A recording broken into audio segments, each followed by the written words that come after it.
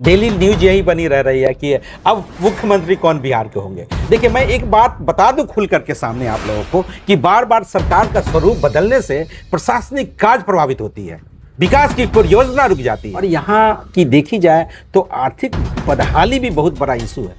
लोग तत्कालिक लाभ के लिए, क्षणिक लाभ के लिए लोग बदल जाते हैं। मैं कहता था, मैं तो इलेक्शन कैंपेन में मैं बोला कि बदलिए, इस बार चेंज करिए, नए लोग, नई सोच, नई नीति और एक अच्छी विकल्प ही लोग के पास थी प्रशांत किशोर। लेकिन कहाँ लोग वोट दिया, नहीं दिया। अफसरशाही हावी होती चली गई, जनता की सुनवाई के बदले बजाय अधिकारी ही हावी होते चले गए। नीतीश के आने के बाद बिहार में बिजली, सड़क और कानून व्यवस्था तो बहुत अच्छी हो गई। लॉ एंड ऑर्डर कंडीशन तो काफ़ी शुरुआती दिनों में सुधरा, लेकिन डॉक्टर्स प्लान करके बाहर चले गए, विदेशों में जाकर के अच्छे बिहार के डॉक्टर जाकर के सेटल कर। जो आईएमए की रिपोर्ट है, लगभग 2090 से लेकर 2005 तक करीब बिहार में 350, 350 डॉक्टर का अपहरण हुआ था।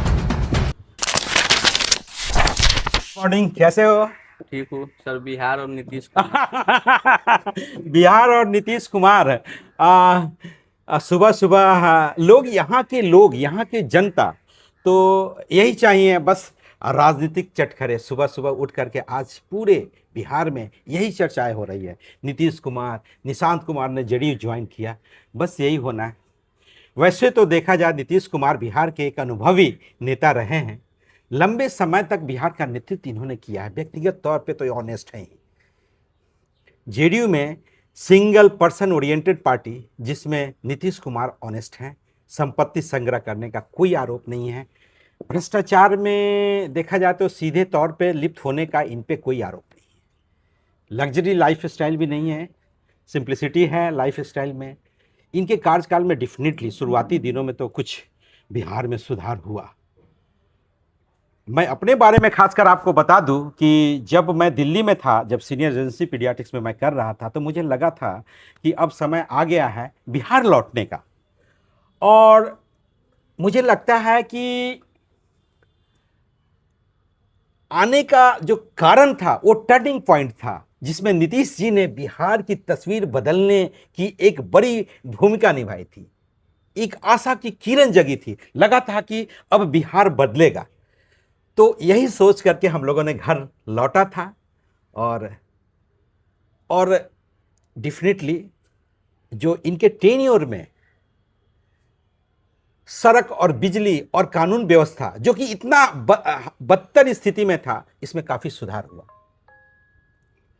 और मुझे लगता है कि 2005 के पहले सुरक्षा तो एक बहुत बड़ा मुद्दा था।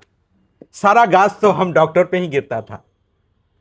मुझे लगता है कि मैं बता दूं कि जो आईएमए की रिपोर्ट है, लगभग 2090 से लेकर 2005 तक करीब बिहार में 350, 350 डॉक्टर का अपहरण हुआ था।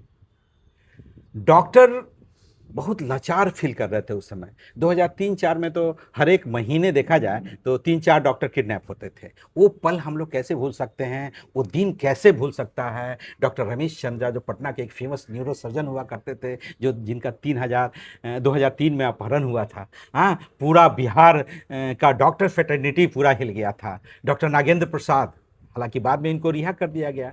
गया के डॉक्टर सिद्धार्थ, अपहरण किया गया, बाद में उनकी हत्या कर दी गई। बीपी सिंह, नहीं, अब गया के सिद्धार्थ बाबू का नहीं, बल्कि डॉक्टर बीपी सिंह का बाद में हत्या कर दी।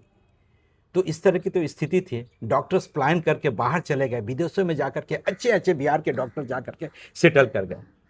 चलिए, जो भी हो, नीतीश के आने के बाद बिहार में बिजली, सड़क और कानून व्यवस्था तो बहुत अच्छी हो गई। लॉ एंड ऑर्डर कंडीशन तो काफ़ी शुरुआती दिनों में सुधरा, लेकिन धीरे धीरे शिक्षा, स्वास्थ्य, पलायन और रोजगार के मोर्चे पे बिहार धीरे धीरे पीछे छूटता चला गया। अफसरशाही हावी होती चली गई, जनता की सुनवाई के बदले बजाय अधिकारी ही हावी होते चले गए। जो गवर्नेंस का जो मॉडल था कि धीरे धीरे जनता सेंट्रिक से हट करके अफसर सेंट्रिक हो गई। इसलिए मैं कहता हूं कि लंबे समय तक किसी एक व्यक्ति और एक दल अगर राजनीतिक सिंहासन पर बैठेगा तो धीरे धीरे क्या होता है ना कि एक कंफर्ट जोन क्रिएट हो जाता है और इसी कंफर्ट जोन में भ्रष्टाचार पनपने लगती है, काम की गति धीमी हो जाती है, विकास रुक जाता है। इसलिए मैं कहता था, मैं तो इलेक्शन कैंपेन में मैं बोला कि बदलिए, इस बार चेंज करिए, नए लोग, नई सोच, नई नीति और एक अच्छी विकल्प ही लोगों के पास थी प्रशांत किशोर, लेकिन कहाँ लोग वोट दिया, नहीं दिया, हरा दिया लोग। हाँ, तो यहाँ की जनता, यहाँ के वोटर्स की मानसिकता को समझना बहुत ही जटिल काम है। अगर मैं बोलूं कि एकदम बिकाऊ मानसिकता है और जाति और पहचान की राजनीति यहाँ लोग करते हैं, और यहाँ की देखी जाए तो आर्थिक बदहाली भी बहुत बड़ा इशू है। लोग तत्कालिक लाभ के लिए, क्षणिक लाभ के लिए लोग बदल जाते हैं। छोड़िए, अब तो सरकार बनी और परिवर्तन भी दिख रहा है। डेली न्यूज यही बनी रह रही है कि अब मुख्यमंत्री कौन बिहार के होंगे। देखिए, मैं एक बात बता दूं खुल करके सामने आप लोगों को कि बार बार सरकार का स्वरूप बदलने से प्रशासनिक कार्य प्रभावित होती है, विकास की परियोजना रुक जाती है, अटक जाती है कोई भी काम, इन्वेस्टर्स में हेजिटेशन होता है कोई भी काम करने के प्रति।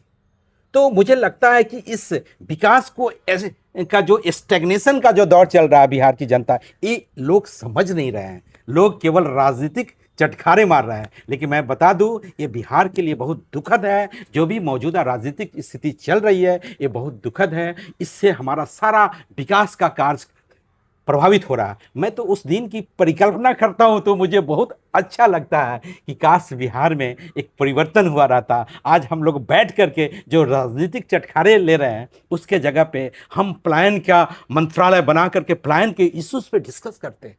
हम वर्ल्ड क्लास एजुकेशन का एक फ्रेम आउट करते हैं और उस मॉडल पे हम लोग रिसर्च करते, वर्कआउट करते हैं। लेकिन यहाँ की जनता कुछ और चाहती थी, कुछ करी। अब बस, अब बिहार की जनता की दुर्दशा हम लोग देखेंगे, समझेंगे। बस यही है बिहार और नीतीश कुमार और निशांत जी की बातें। हाँ, चलिए, धन्यवाद।